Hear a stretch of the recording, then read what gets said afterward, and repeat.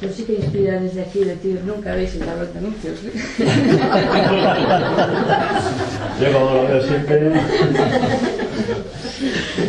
Es que Daniel Arco de mira, ¿no? Además soy yo el que pone las cosas, pero eso es lo que...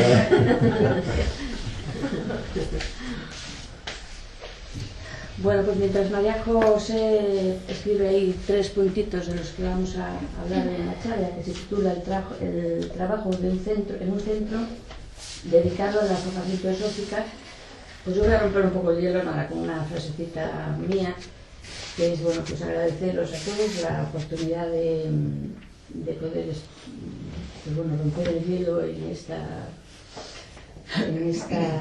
técnica nueva para mí, algo de lo que realmente siempre fantaseé, sinceramente. Me apetecía siempre hacer algo de esto, pero mi excesiva timidez no me lo permitía, ¿no?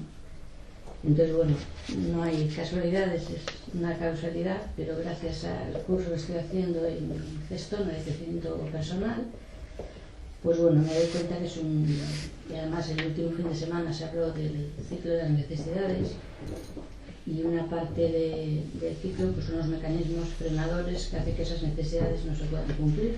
Y es, pues el mecanismo frenador, en mi caso, está la timidez, que hoy la tengo aquí debajo de la...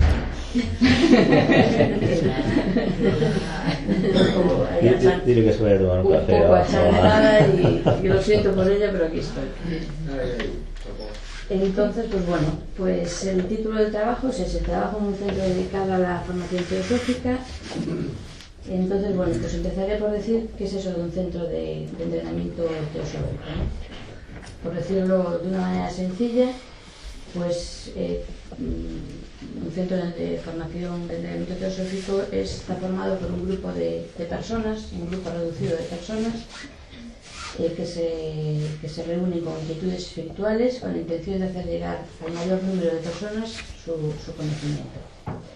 En el caso de Vigo, en un principio fueron Sila, Begoña y Kailas quienes formaron este grupo, y en un principio pues daban ellos las charlas, ¿no? Y durante un tiempo largo pues todos fuimos oyentes de estas charlas. Entonces estas enseñanzas nos motivaron para formar parte de esta sociedad teosófica, y pasado un tiempo y dado el número de personas que integrábamos todo esto, pues pasamos a ser una rama, entendiendo como rama pues un grupo numeroso de personas, ¿no? Que realmente somos nosotros. Entonces, bueno, eso de centro, pues poquito tiempo estuvisteis, ¿no? como centro. Bueno, el centro se entiende una rama. Sí. Bueno. Y como rama ya llevamos a 4 o 5 años, sí. Como rama, sí. El comienzo fue la fundación del grupo de estudios, que es como se llama al comienzo un centro de estos. Fue formado por, ¿cuántos éramos al principio? 12 o así, ¿no? 12 o 13 personas, ¿no? Estaba Isa, Masi, 12, una docena de personas o así. Con 6 ya se forma un centro de estos, ¿no? Pero bueno, pues aquí había bastante motivación, bastante interés, y algo, desde el principio 12, 15 personas, y enseguida pasamos a ser 20 y pico, que somos de las ramas más numerosas que hay en España. En relativamente muy poco tiempo, además. Pues eso. Entonces, bueno, como centro hay 3 normas y objetivos que están ahí puestas para cumplir la formación en un centro de entrenamiento teosófico, ¿no? Que son 3. El primero es proveer una enseñanza graduada y sistemática de teosofía para trabajadores o integrantes y otros miembros de la sociedad que pueden beneficiarse de las ventajas. Entonces, dentro de este primer objetivo se darían una serie de puntos que son los que voy explicando ahora paso a paso, ¿no? El primero sería el conocimiento de las verdades básicas. Entonces, para nosotros las charlas que dieron Kailas, las que hablamos al principio, sobre leyes universales, la ley de la evolución, Sila habló sobre anatomía oculta, Bego sobre prosperidad material y espiritual, así como las otras charlas que daban el resto de los compañeros, como experiencia personal, pues realmente tuvieron muchísima importancia. y han sido pues de gran ayuda, ¿no?, para nuestro bagaje y andadura personal. Estas charlas que acabamos de mencionar podemos considerarlas como cursos de formación gradual, dado que como cursos como tal no existen, ¿no?, como tal. Entonces, bueno, para hacer nuevos oradores, en un principio se pidieron voluntarios para seguir con estas enseñanzas, ¿no?, y darnos la oportunidad de experimentar este arte y aquí estamos, en un primer momento. Un pequeño inciso, sí que vamos a dar un curso de introducción a la teosofía. Lo vas a comentar ahora. Se dará, pensábamos hacerlo ahora, cuando terminábamos este ciclo de charlas dedicado al trabajo teosófico, pero como queda el descanso del verano por medio y no queríamos cortar por la mitad el curso lo empezaremos después. A la vuelta del verano, en septiembre, empezaremos ese curso de introducción a la teosofía, que serán varias jornadas, como sabéis, una al mes, casi siempre el último domingo, dependiendo un poquito de otras fechas, otras circunstancias, etcétera, pero empezaremos en septiembre con esto, ¿sí? Con hacer un curso en el que daremos pues las nociones básicas e imprescindibles que todo teósofo, todo aspirante a teósofo debe tener en cuenta y con el que tiene que ir trabajando primero para formarse como persona, como ser humano, ¿no?, y luego para poderlo compartir con los demás, ¿no? Pero bueno, eso es lo que eso ya está ahí a la puerta, ¿sí? ¿Vale? Entonces, bueno, una de las características que deben tener los temas que se vayan a exponer es que sean claros y de fácil comprensión, cosa que todo el mundo lo entienda, ¿no?, y para no crear sobre todo desaliento o confusión, ¿no?, pues tratando temas de una altura excesiva.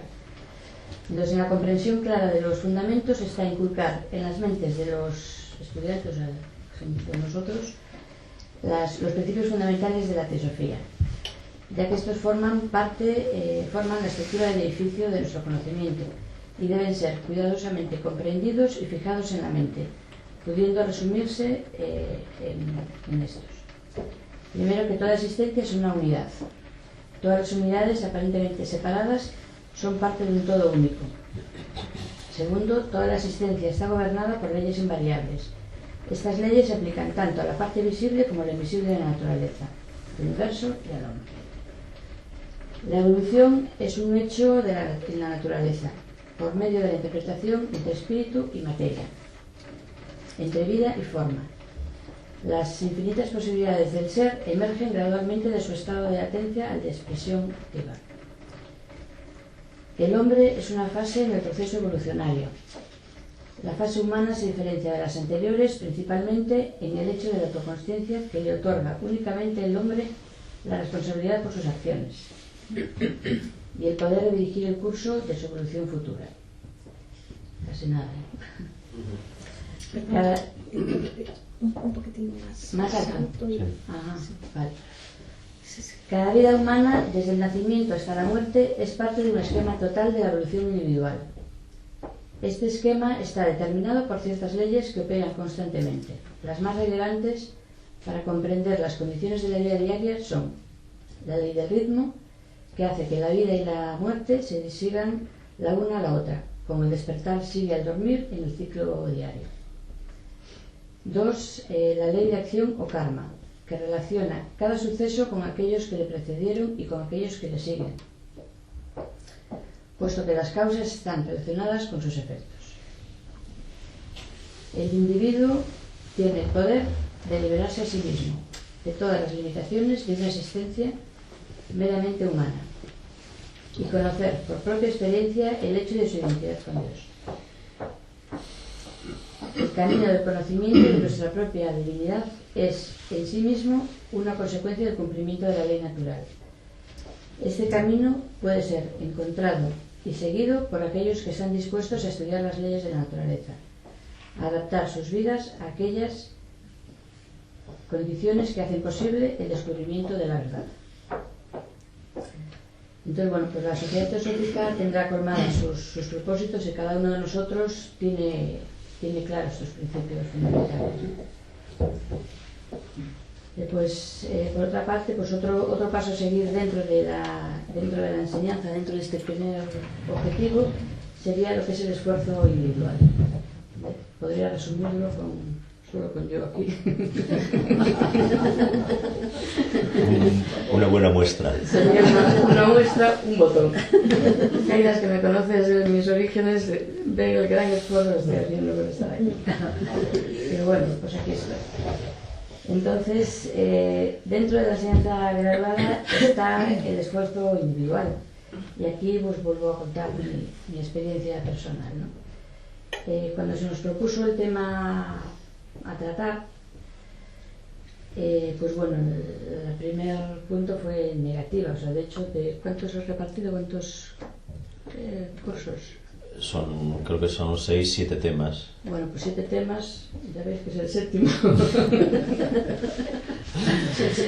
El sexto, pero bueno, Gajal ya se adelantó a la hora de dar la charla, vaya, ¿no? Sí, nosotros somos el último grupo. En Dade, por lo menos, no quiere decir que sea el último de partido, pero bueno. Realmente tuvo una negativa muy larga por nuestra parte. Y bueno, pues con un giro de cabeza incluido, porque veía que ya nos tocaba, y hasta que, bueno, entre nosotros no nos quedó otra, porque en uno de los giros nos encontramos a caídas así ya con el grupo, con el tema, sí. Entonces, pues bueno, pues no nos quedó otra y bueno, pues ahora yo por lo menos le doy las gracias por esa perseverancia de haber sido fuerte en mantenerse. Pues bueno, hemos vencido un montón de resistencias y a la hora de ponernos con el tema, pero una vez vencidas, pues bueno, nos hemos puesto a la obra, manos a la obra, nos hemos informado un poco sobre el tema a tratar y para hacerlo llegar de una manera lo más fácil, clara y de fácil entendimiento, ¿no? Pues esto ha hecho que a la hora de juntarnos todas estas resistencias de las que hablábamos al principio se hayan convertido pues, en algo positivo a la hora de investigar y buscar información en el tema, ¿no? Nos ha dado autoconfianza y nos hemos familiarizado con el tema, unas risas, nos hemos echado muchas veces y bueno, pues también con el arte de presentarlo y de estar aquí en este puesto. Otro paso a seguir sería la investigación. La investigación nos da la oportunidad de abrir pues, nuestra mente y cambiar otros puntos de vista y así ampliar nuestros conocimientos sobre el tema que se va a tratar aquí, ¿no? Siendo estos pues, una manera muy importante de avanzar en nuestra vida. Un punto importante y necesario sería la participación o colaboración del estudiante avanzado, entendiendo como estudiante avanzado, pues bueno, personas que ya llevamos un tiempo en este mundillo y que sepamos, bueno, entender un poco los conocimientos y el significado de las buenas palabras y demás. Y que estemos familiarizados sobre todo con la teosofía. Pues eso, porque ya hay gran cantidad de material virgen para el trabajo de investigación que es accesible en nuestra literatura, que ya está existente, y para descubrir nuevos aspectos de la teosofía que no se han tocado hasta ahora, ¿no? E impedir de alguna manera la monotonía y el estancamiento. De hecho, un gran campo de trabajo, hay un gran campo de trabajo, en su mayor parte inexplorable, que tiene que ver con la teosofía en relación con otras ciencias y con la aplicación de las verdades teosóficas a los problemas actuales de política, sociología y otros temas por el estilo. Otro paso a seguir, dentro de seguimos con este primer objetivo, serían cursos cortos, ¿no? Esto sería interesante para personas que no pueden venir todos los domingos que tenemos teosofía. Entonces, bueno, pues serían muy interesantes, serían intensivos, se daría un material concentrado y suficiente para que después ellos pudieran asimilarlo lentamente y sacar ventaja, ¿no? Para su trabajo en el menor tiempo posible. Entonces, bueno, pues aquí es lo que tú decías antes, que al final hay un proyecto, que ya no es proyecto, que ya se va a hacer efectivo, el tema del curso de introducción a la teosofía. Sí, hay textos también que presentan lo más elemental, lo más básico, precisamente para los que entran a formar parte de la sociedad teosófica y tienen por lo menos la posibilidad de tener claras las referencias, digamos, las líneas maestras de la enseñanza de la teosofía, ¿no? Hay textos en forma de libritos o cuadernillos que te dan, bueno, pues un sentido de esto. Vamos a hacer también seguramente ya pronto a pesar de que tenéis ahí encima de la mesa revistas y algunos libros, vamos a traer más libros de teosofía, ¿sí? Para que tengáis, igual que el resto de cosas que tenemos aquí, la oportunidad de llevar, estudiar, investigar, como decía Monse ahora, incluso preparar trabajos que siempre vienen bien, compartir lo que vamos aprendiendo con los demás, ¿no? Y entonces, bueno, pues tendremos ahí más material para esto, ¿sí? Pero bueno, con tiempo. Con tiempo. Y después, bueno, por último, dentro de este de este primer objetivo sería la existencia de bibliotecas y museos. Lo de los museos me ha llamado mucho la atención. Yo ya sé que soy casi pieza de museo, pero a ver, algo más. Entonces, bueno, pues aquí hay una buena y extensa biblioteca que tenemos ahí en formato papel y también en PDF, ¿no? Que sí la tiene una relación toda de los libros que tenemos en PDF y en Word para quien quiera. Eso, traer un pendrive, se pasa del ordenador al pendrive, os lo lleváis y lo estudiáis cuando queráis, lo miráis cuando, ¿sabes? O incluso pasarlo a un libro electrónico, como decía alguien por ahí, sí. Hasta el libro electrónico. A ver. Sí, también recuerde que en la página web del Lote Blanco también hay libros que pueden bajar. Hay un montón de escritos. Hay libros y están todas las charlas que se han dado que pueden escucharlas también. Bueno, pues nada, entonces ahora viene la segunda parte. Es que bueno, que cabe destacar que así como es muy importante la existencia de una biblioteca, también sería interesante la existencia de un museo. De un museo, ya que las imágenes producidas en nuestra mente por estas representaciones, bien sean con aspectos concretos o abstractos, permanecen claras y definidas por un más largo periodo de tiempo. Estamos esperando que Ángel termine de momificarse. Puedo daros fotos en la pantalla del móvil. Bueno, Begoña, esa. Prisa por momificarme no tiene. Nosotros tampoco. Tampoco tenemos Tampoco tenemos esa prisa para nada. Si no, igual pasamos todos a formar parte del museo. Seguro. Al pasar los años quedaremos nosotros como parte de ese museo. Mira, esto de lo que estamos así haciendo referencia tan jocosa tiene su enjundia, tiene su importancia. Y os voy a decir por qué. Es algo muy importante esto.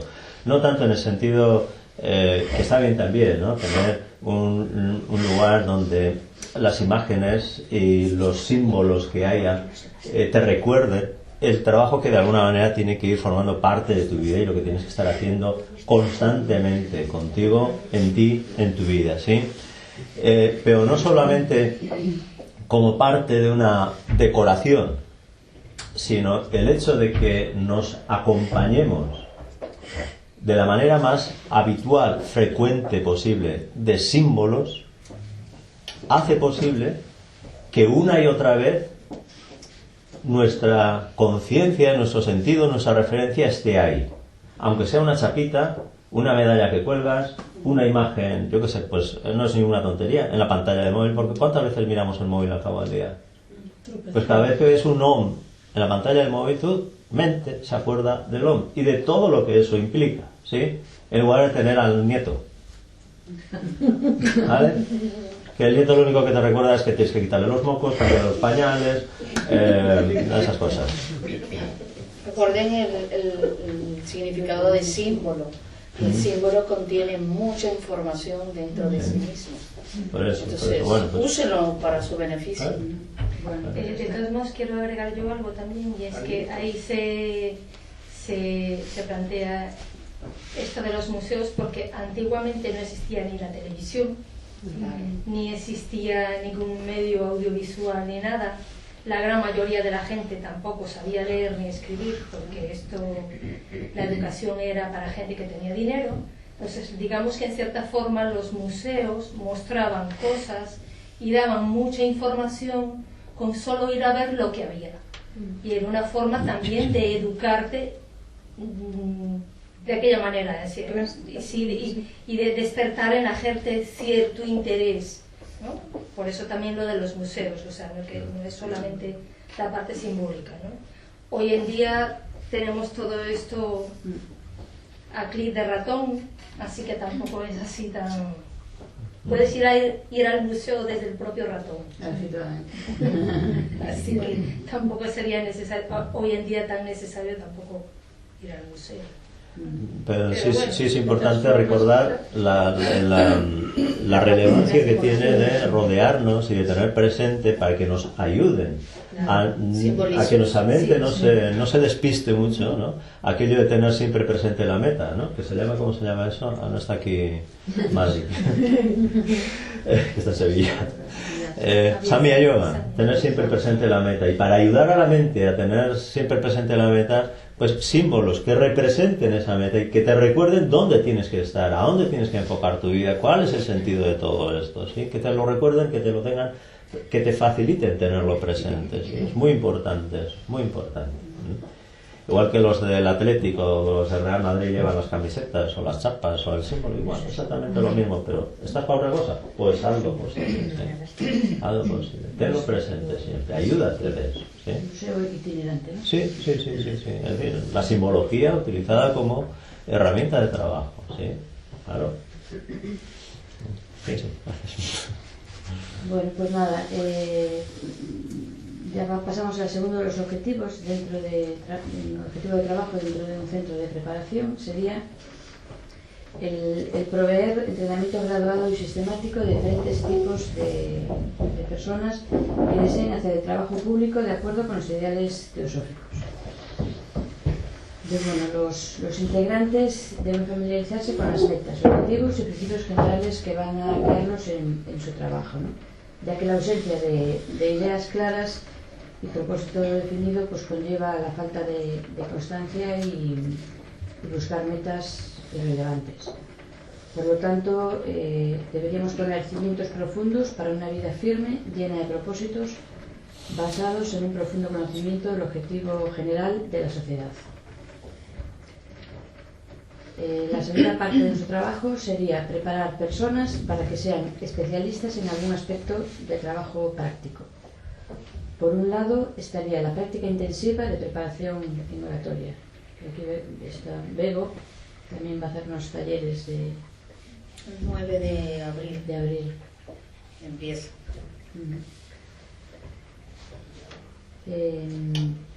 Es una preparación en oratoria y dominio consciente de uno o varios temas con habilidad en un tiempo relativamente corto. Y por otro sería pues salir por ahí a darnos a conocer y dar conferencias para despertar el interés público. Y ya por mi parte nada más. Ahora María José va a explicar el último de los objetivos del centro y yo me voy a mi consejo. Gracias.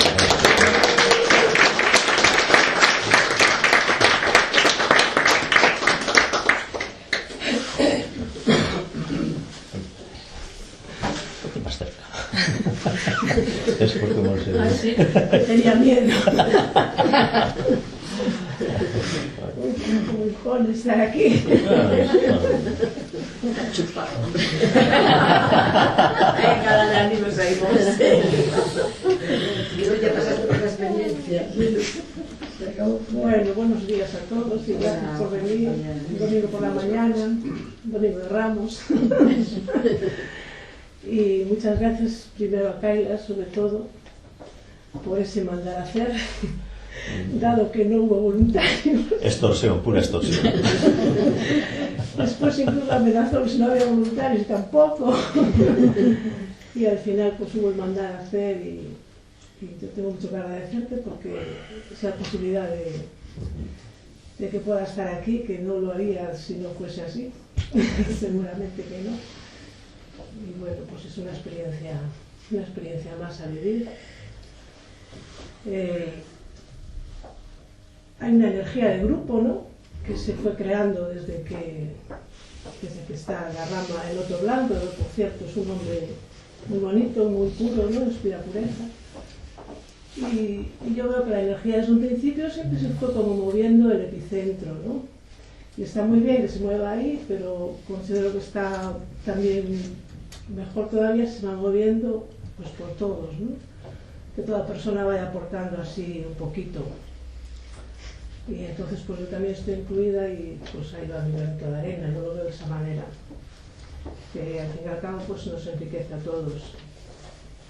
A mí lo de hablar en público se me da fatal, nunca me gustó y por eso debe ser que me tocó. Lo recuerdo hace bastantes años ya, cuando empecé allí en el centro social con Kailas, y él de vez en cuando preguntaba a ver cómo nos iba lo de la respiración, ¿no? Y va, bueno, ¿tú cómo vas y tal? Y yo ya 4 personas antes de que llegara a mí ya estaba el corazón plum. No sabía por qué, pero no había manera de controlar eso, me resultaba algo muy difícil. Pues respirando. Ya, pero lo sabe ahora. A mí me resultaba muy, muy difícil. Bueno, ya pasaron años, ahora lo digo un poquito mejor, pero bueno, aún estoy muy nerviosa. Entonces, dado a eso, yo pues, lo que voy a hacer es leeros, porque yo no fui capaz de prepararlo como para charlar. Entonces voy a leer lo que pone Taime en el libro. Y bueno, pues ahí me toca el desarrollo interno. Empieza así: el tercer tipo de actividad, que debería ser un rasgo regular en nuestro centro de entrenamiento, si bien en cierto modo es el más difícil, será no obstante el trabajo más fascinante que se le puede pedir emprender a cualquier institución.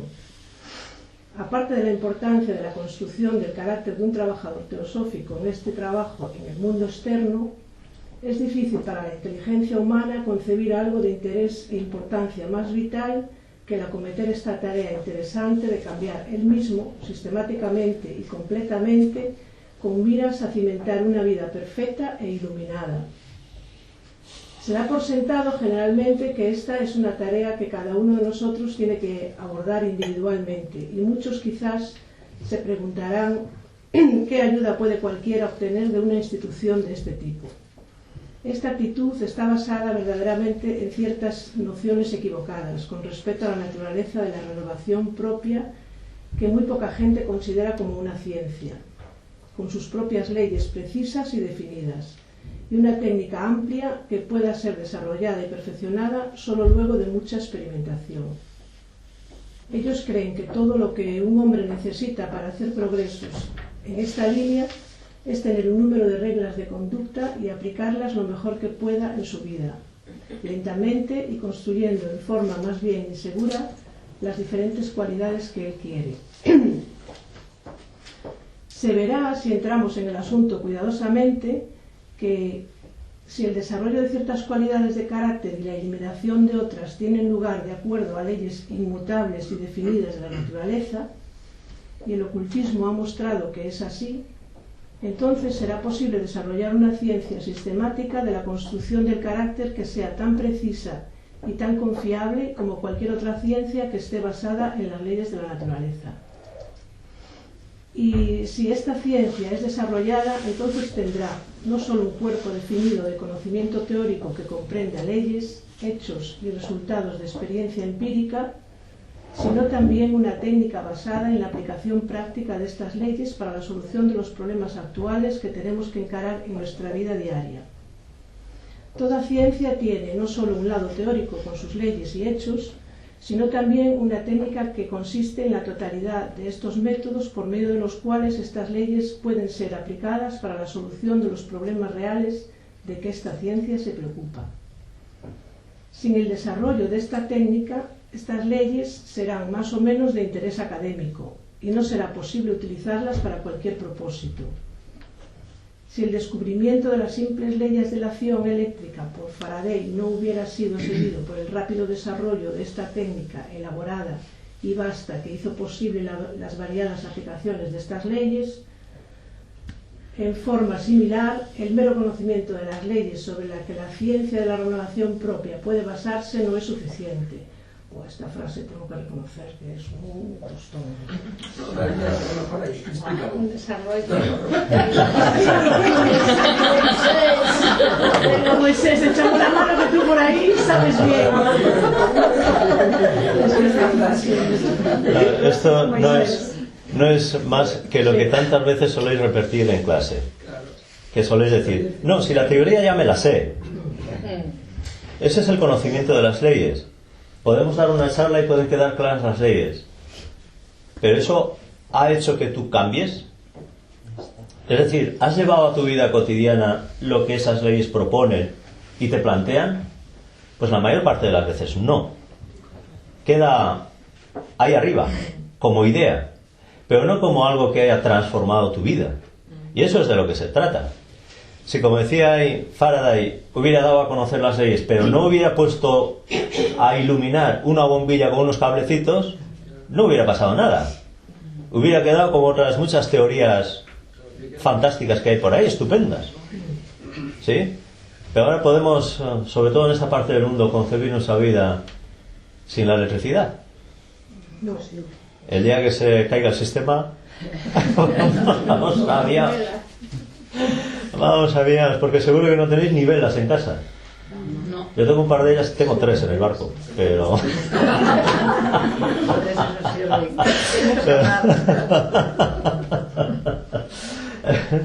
Entonces, esto es exactamente igual. En muchos de estos sitios donde nos interesamos, nos motivamos y nos acercamos al conocimiento espiritual o al conocimiento trascendente, la mayor parte de las veces quedamos meramente en eso, en el acercamiento al conocimiento, pero no en la transformación de nuestra vida. Salvo, y eso sí que tengo que reconocer y dar fe de ello, las personas que año tras año, quinquenio tras quinquenio, y aquí estáis unos cuantos que lleváis unos cuantos quinquenios viniendo a estas cosas, vais cambiando vuestra vida. Trabajando, ¿sí?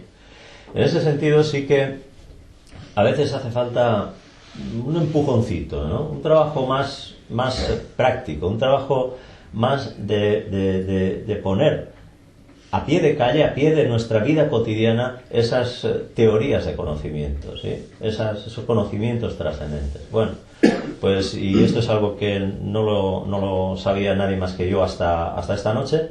Después del verano habrá un trabajo específico en esa dirección.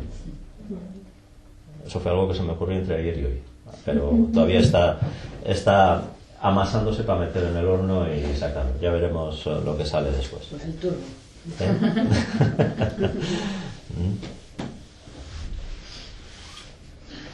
Bueno, sigo, ¿no? Sí.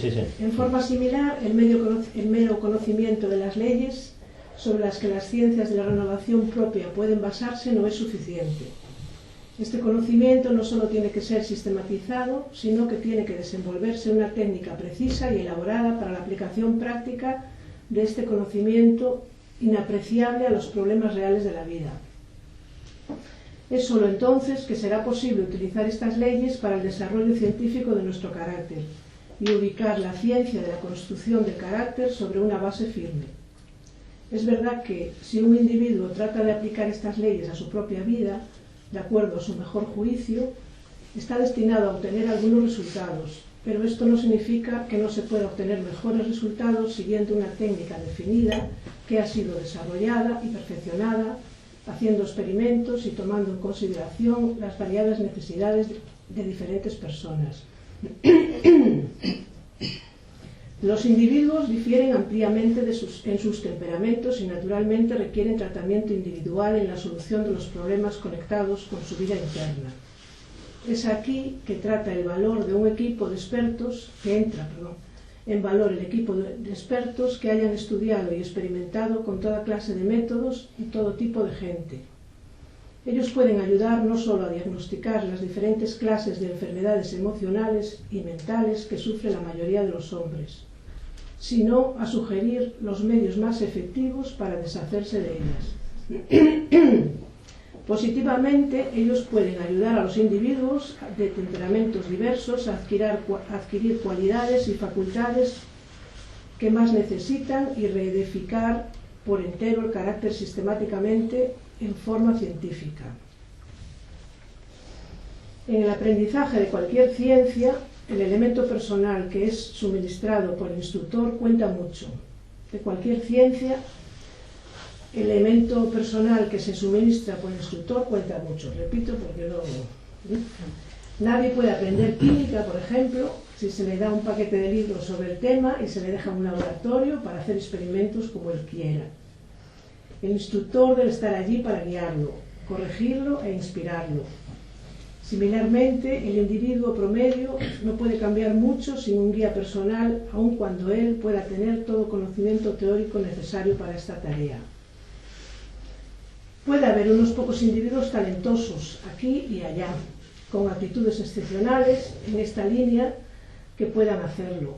Pero tenemos que pensar en la persona promedio que aspira a vivir una vida más libre, más pura y más noble, pero que encuentra la tarea de dominar la naturaleza inferior más allá de su capacidad. Antiguamente en India, la gente que quería dedicarse a esta clase de tareas solía ir a vivir con sus gurús, que les instruían y les guiaban y les proporcionaban una inspiración personal que es tan necesaria. Aunque las condiciones externas hayan cambiado mucho desde entonces, la naturaleza humana no ha cambiado y la necesidad de guía y supervisión personal es mayor ahora que entonces. No podemos hoy en día ir a vivir con nuestro gurú al ashram años, pero el mismo propósito puede en alguna medida ser desempeñado por una institución en la que un número de gente que se haya especializado en esta línea esté habilitada para dar ayuda y guía a aquellos que estén preparados para obtenerla.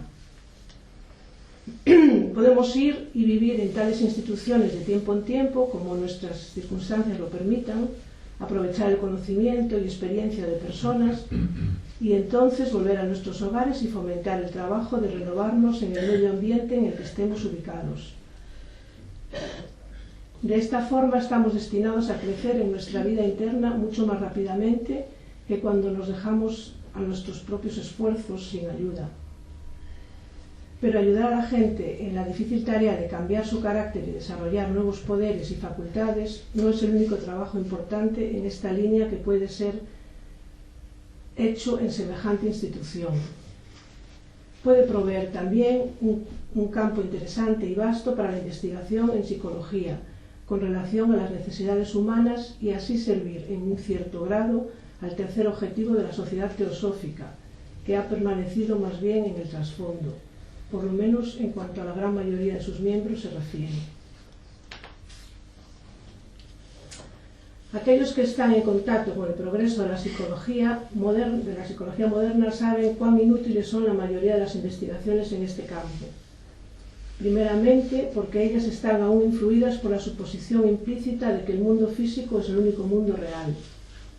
Y segundo, porque la psicología está divorciada al grado sumo de las necesidades y problemas de la vida verdadera y su estudio se continúa con un espíritu puramente académico.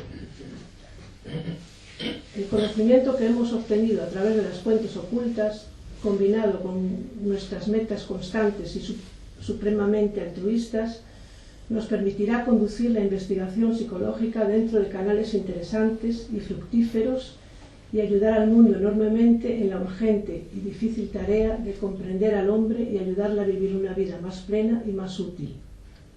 Este es por sí mismo un campo de trabajo que merece especial atención y esfuerzo de parte de nuestros miembros.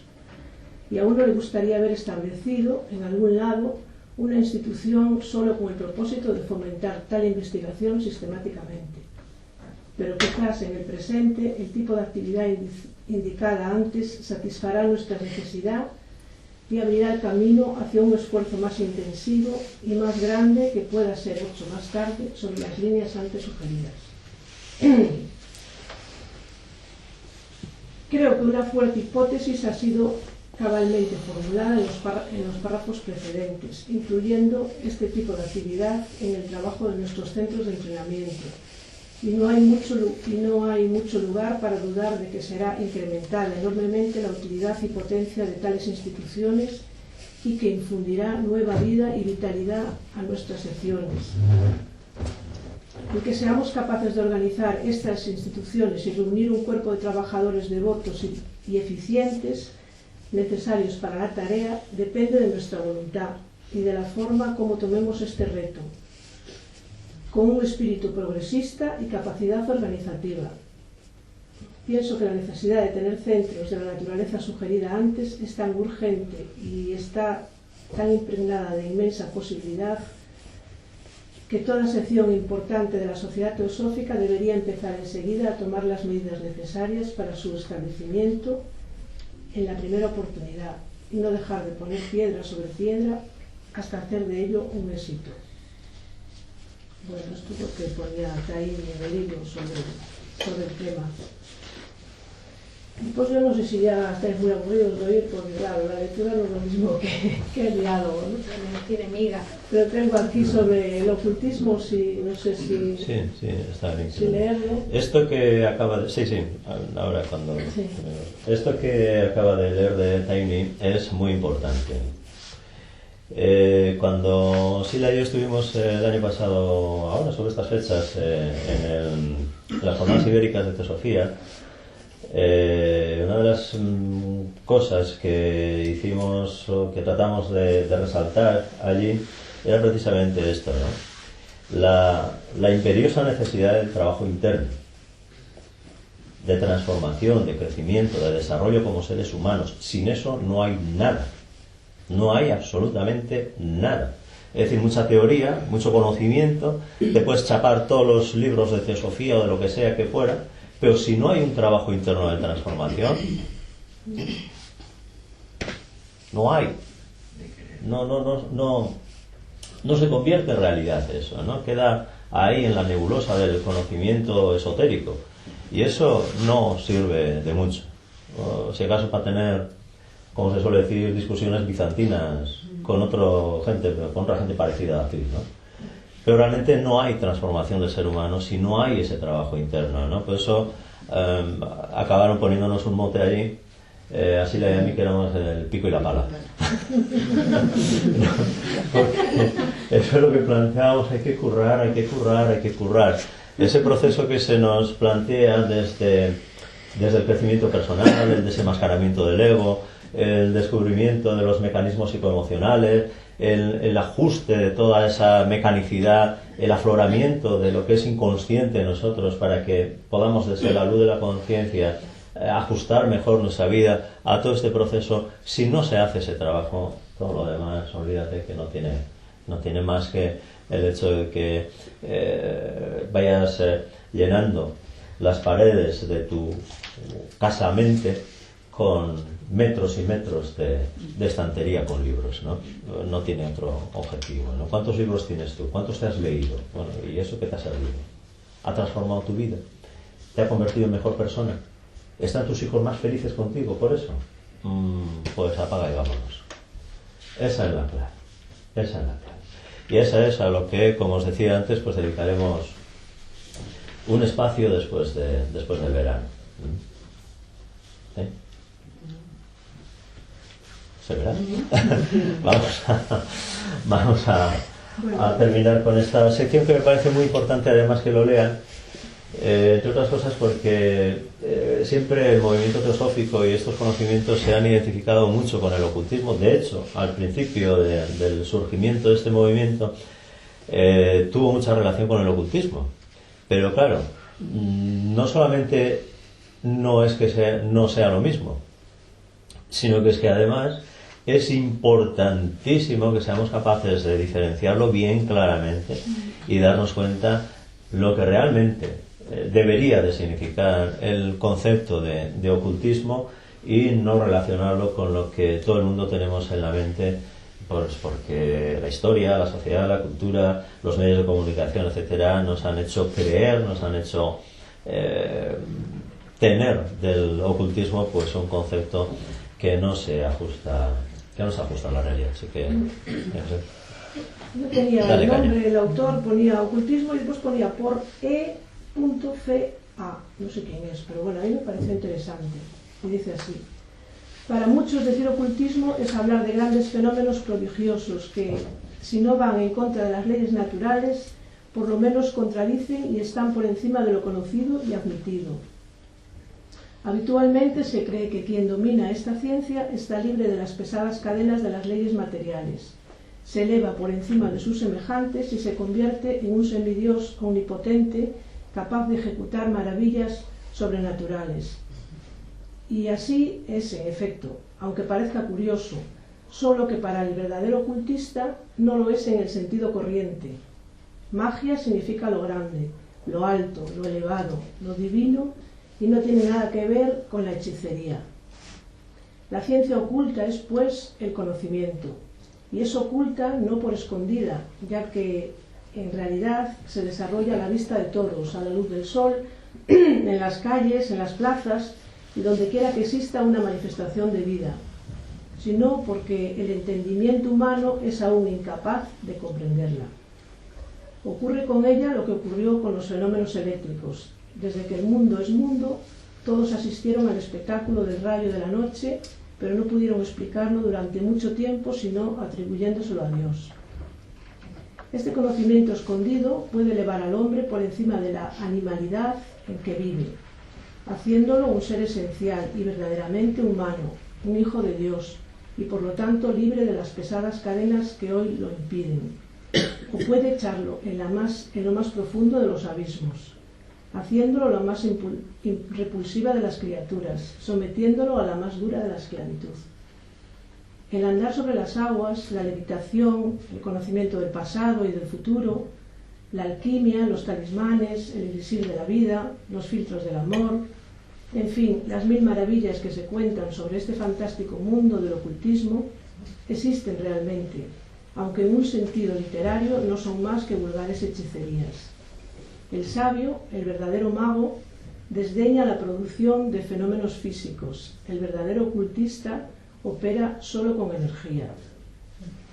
Así como el químico, conociendo las leyes de la composición de la materia, combina los elementos simples para obtener la síntesis de lo que busca, analiza un compuesto para determinar los elementos que lo construyen, etcétera, etcétera, así también el mago, conociendo las leyes de la energía, puede combinar la de los pensamientos, sentidos y deseos, manejándolos a voluntad. Él puede andar sin hundirse por el mar de las pasiones humanas. Puede levantarse y volar en la atmósfera de las ideas, libre del peso del cuerpo. Él conoce el pasado y el futuro de todas las cosas, aunque no le interesa en términos de acontecimientos, sino en el origen y fin ultérrimo de todo. Su poder le permite transformar en espíritu las más groseras manifestaciones de la carne. Él conoce el talismán por excelencia, y sus conjuros pueden producir o calmar las más terribles tempestades que no son las de los elementos físicos, sino las del espíritu. Él puede calmar los ánimos de una multitud furiosa o provocar un algamedón. No sé si seguir leyendo, es más extenso, pero igual está ya cansadito. Bueno, magos negros y magia blanca. Lo que la gente llama magos negros son solo hombres y mujeres que, por sus inclinaciones y sensibilidad especial, pueden ponerse en contacto con entidades obrando únicamente de puente o instrumento. El mago negro solo existe en los planos inferiores y no tiene contacto alguno con los planos superiores. ¿Cómo podría realizar entonces operaciones de alta magia? Toda su potencia, aún disponiendo de instrumentos físicos perfectos, puede reducirse a la producción de fenómenos físicos, astrales o de un plano mental inferior, no teniendo acceso a los planos más elevados del ser. Por lo tanto, se hace claro que ningún adelanto verdadero puede realizarse si no se acompaña del progreso moral, ético correspondiente, y andar por la senda del conocimiento sin adelantarse a la del perfeccionamiento del carácter. Es marchar fatalmente hacia el oscuro sendero que finaliza en la separación definitiva del ego y la personalidad. Admito que el alumno es un aspirante sincero que desea abiertamente capacitarse para ser un servidor verdaderamente útil a sus semejantes y que está dispuesto a seguir adelante y trabajar no solo con el desarrollo de sus facultades físicas, sino también en la construcción de su carácter. Al fin y al cabo, como el ocultismo práctico no es ni más ni menos que el arte de manejar las energías espirituales y psíquicas, cada paso que se ha de encauzar y dominar las energías del yo inferior subordinándolas a la voluntad del espíritu es un paso hacia el manejo de las fuerzas ocultas. ¿Qué clase de mago puede ser un sujeto que está dominado por sus propias pasiones y energías desorbitadas? ¿Cómo puede esperar dominar las fuerzas del universo y encauzarlas quien no puede poner orden en su mundo interior? La magia negra proviene de entidades que moran en los mundos inferiores y que se expresan a través de elementos adecuados en el plano físico. La magia blanca, en cambio, proviene de los planos más elevados del ser, y por lo tanto el mago blanco, el iniciado, que llegará a ser adepto, solo puede ser aquel que ha logrado sentar al Creador en su trono y que cumple su voluntad en la tierra. La clave está en la energía. Está claro que la diferencia entre una y otra clase de magia no existe realmente en el motivo, sino en el origen de la energía empleada.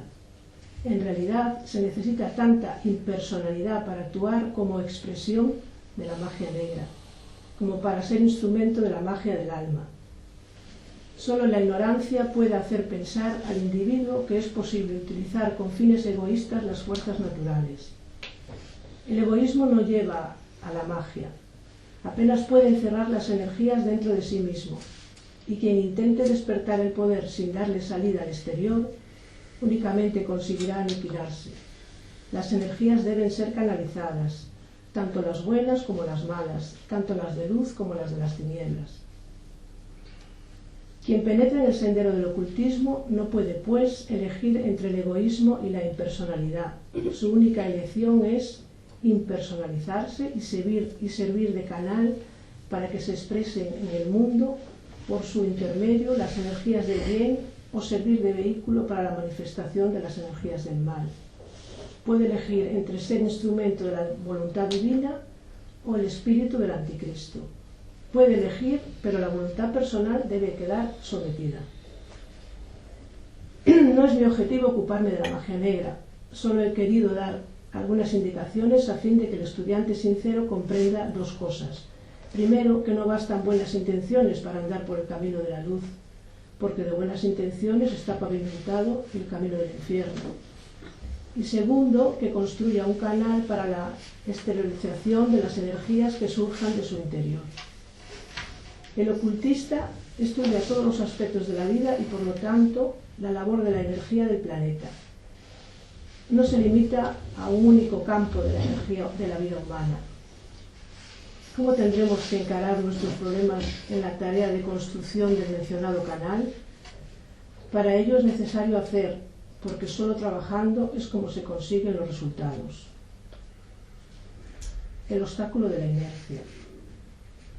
De lo que he dicho, se puede sacar como consecuencia que el sendero está lleno de dificultades, pero observando bien las cosas, todo es extremadamente sencillo y las dificultades están en la naturaleza humana y no en las disciplinas. El primer obstáculo es la inercia. Por dejarse estar abandona el estudiante sincero, pero indolente, la senda del trabajo. No abandonan la vía del esfuerzo tratando de adquirir conocimiento con solo oír lo que se dice.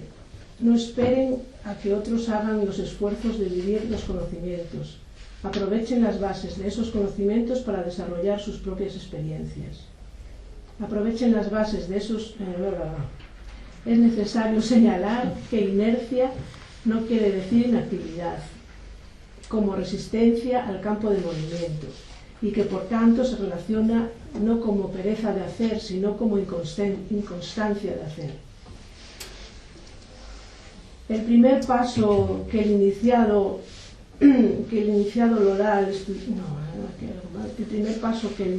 da al estudiante cuando, abandonando la búsqueda externa, se vuelve sobre sí mismo y trata de desarrollar su propia capacidad para discernir, esta es la primera condición impuesta, y conviene que todos comprendan que es imprescindible poder pensar y sentir por sí mismos, poder realizar y distinguir entre lo falso y lo verdadero, antes de iniciar la tarea de buscar información, si es que se quiere evitar la pérdida de tiempo y desilusiones.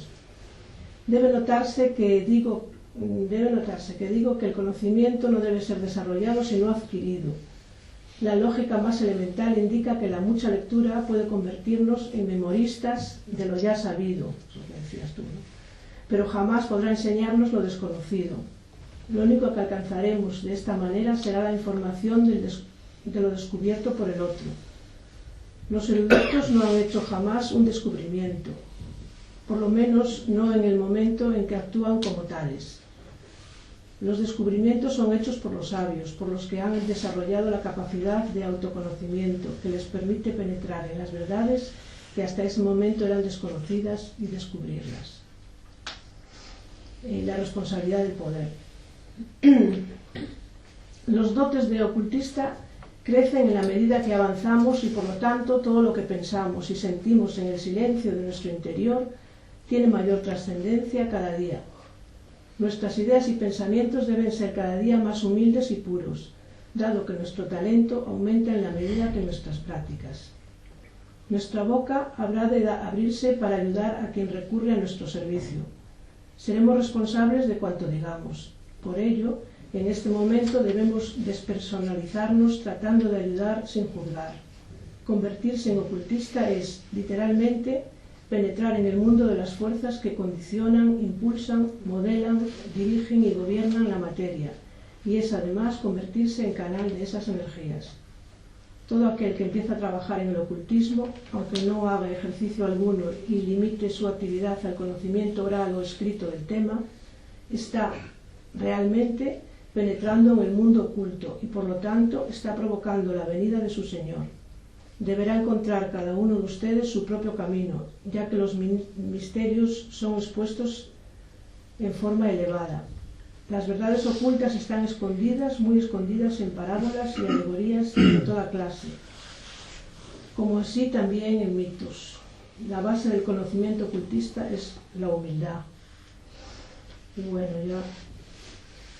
ya llegó, ¿eh?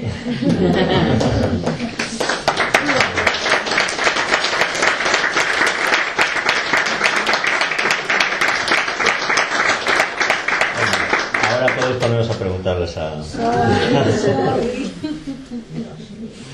Bueno, esto estoy también, que son los apuntes que tenéis.